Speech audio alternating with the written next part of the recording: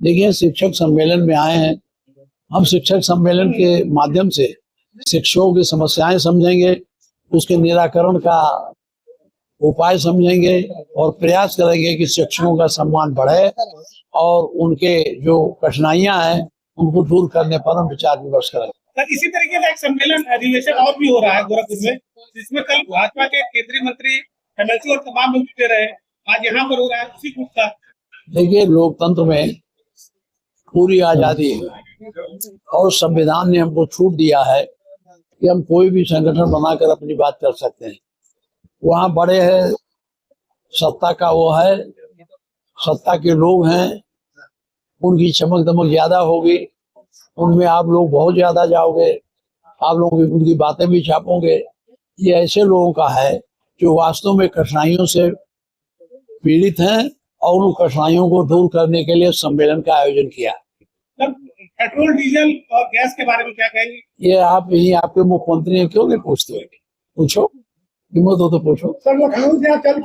देखो, ऐसा है, एक तरफ हमारे प्रधानमंत्री जी कहते हैं हमारे पास पर्याप्त स्टॉक है और दूसरी तरफ किसानों को जाके देखो तो टंकियों पर गैस का तो वो किल्लत है जिसके यहाँ शादी हो बेचारे दौड़ते हैं यहाँ से सप्लाई ऑफिस तक।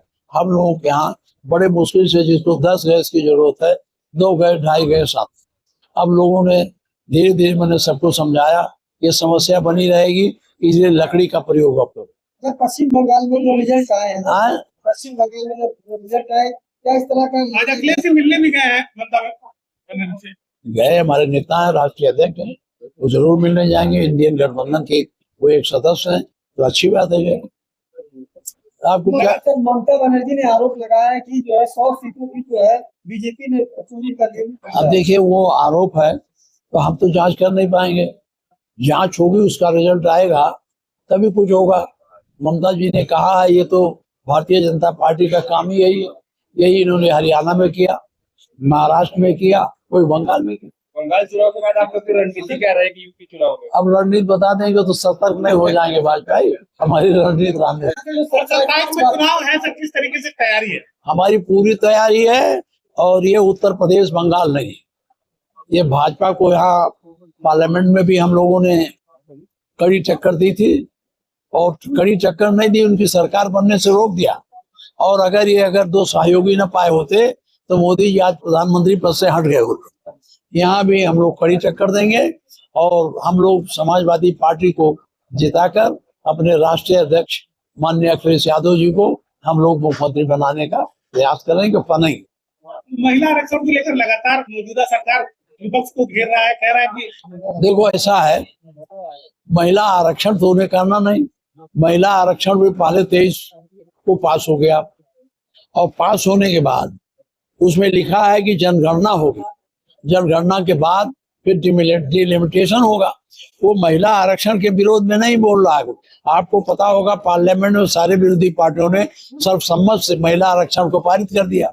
अब महिला आरक्षण पारित हो गया, अब ये चाहते हैं कि उसमें जो नियम है जनसंख्या की गणना करके कायदे से करें, ये डिलिमिटेशन करके अपने मन से सीटों का बंटवारा करके चुनाव कराना चाहते थे।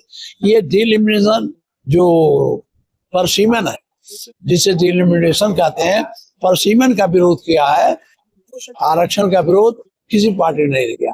परसीमन को विरोध को ये ले जाकर के आरक्षण से जोड़ते हैं, क्योंकि ये लोग कभी सही बात करते ही नहीं।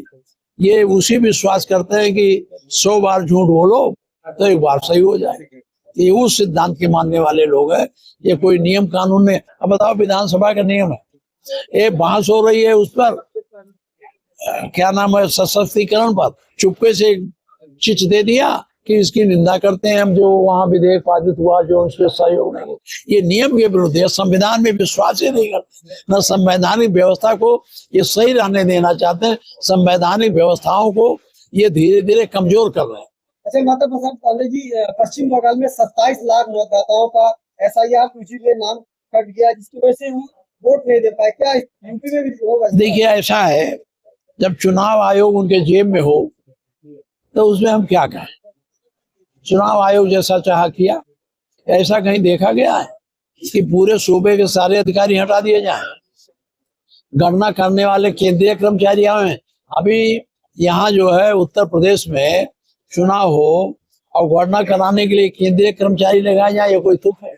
ये कहाँ नियम? सपा के पास क्या जवाब है? हाँ? समाजवादी पार्टी का कोई जवाब है चुनाव आयोग का?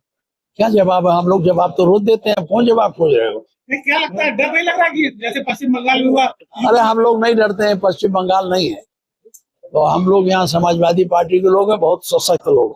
सुप्रीम कोर्ट ने कहा है कि वोट नहीं दे पाए हैं वो फिर बाद में दे सकते हैं। हाँ वोट दे सकते हैं, बाद में सरकार बनवा दे, इसके बाद छोड़ो ये सब।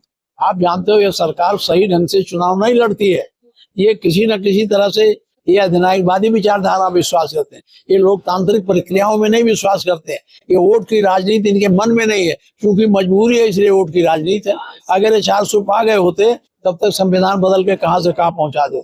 जाइए, सांसद जी समोसे को लेकर लोकसभा में आवाज उठाते हैं, अब वही समोसा 10 रुपए की जगह 15 रुपए में बिक रहा है। अब छोड़िए उस समोसे के बारे में। सवाल होता है कि जो पश्चिम बंगाल का रिजल्ट आया है हाँ। उसका इम्पैक्ट उत्तर प्रदेश में ये देखा जा रहा है कि अखिलेश यादव जी भी जो है अब कह रहे हैं कि पंडित जी कहेंगे तो हम कदम निकालेंगे, पंडित जी कहेंगे तो बाया कदम निकालेंगे। तो क्या आपको ऐसा लगता है कि उत्तर प्रदेश में सनातन का विरोध जो है इसके साथ खड़ा ना होना खतरनाक हो सकता है? देखिए समाजवादी पार्टी एक विचारधारा की पार्टी है, हम अपने विचारधारा से काम करते हैं। हम लोग इस चक्कर में नहीं रहते हैं कि किसी न किसी तरह से चुनाव जीते। हम लोग इसमें हैं कि साधारण जनता हमारे साथ है, पीडीए हमारे साथ है। पीडीए में तो पंडित भी नहीं है। हाँ तो पंडित हो, हम क्या हैं? पीडीए में तो नहीं है ना, पीडीए का और कैसे कहते हो? पीडीए का फार्मूला हमने पीड़ित भी है, जो भी पीड़ित हो वो पीडीए है। तो पीड़ित पंडित नहीं है, सबसे ज्यादा पंडित का इनकाउंटर हुआ, सबसे ज्यादा पंडितों का नुकसान पहुंचाया गया। अभी जेल में पड़े हैं, जाके पूछो। ब्रजेश मिश्रा का मैंने असेंबली में उठाया था, ब्रजेश मिश्र क्या वहां वाला, हाँ वो मिश्रा का बेटा अमेरिका से पढ़ के आया, उसको पकड़ के बाबा ने तमाम दफा लगा के जेल में डाल दिया, घर गिरा दिया। वो खुशबू जो थी, जो लड़की की शादी हुई थी, अभी 3 दिन भी शादी नहीं हुआ, उसके हस्बैंड को गोली मारा गया और उसको जेल में डाला गया। हाँ तो ये कहाँ, अरे ये आप लोग उनसे क्यों नहीं पूछते हो कभी कभी कि बाबा को नाम राम तो करो? कहाँ ये आप जब इटावा में एक यादव पूजा पाठ करा रहे थे, यादव इटावा में पूजा पाठ करा रहे थे, जिनकी चोटी खींचने का मामला हुआ था, उस मामले में भी अब भाई हमें नहीं जानते पूजा पाठ, आप लोग गहराई से पता लगाए हो, हम पंडित आदमी हैं, उतने जानते हैं। गोरखपुर में भी शंकराचार्य आए थे और उन्होंने कहा कि मैं योगी को चिढ़ाने नहीं आया, मैं यहाँ से अपना सनातन यात्रा शुरू की है। हाँ तो कर रहे हैं। अच्छा तो वो अब वो क्या कहें, वो सब उनसे योगी से लड़ने आए थे। अरे वो सनातन धर्म के धर्मगुरु है, वो अपना प्रचार धर्म का कर रहे हैं। हम लोगों का और उनसे ये जरूर है, उनके प्रति हमारी श्रद्धा है। जब उनके साथ अन्याय हुआ, उनको नहाने नहीं दिया गया, उनके बटकों को सब सीखा पकड़ कर पटका गया, मारा गया, तो हम खुद गए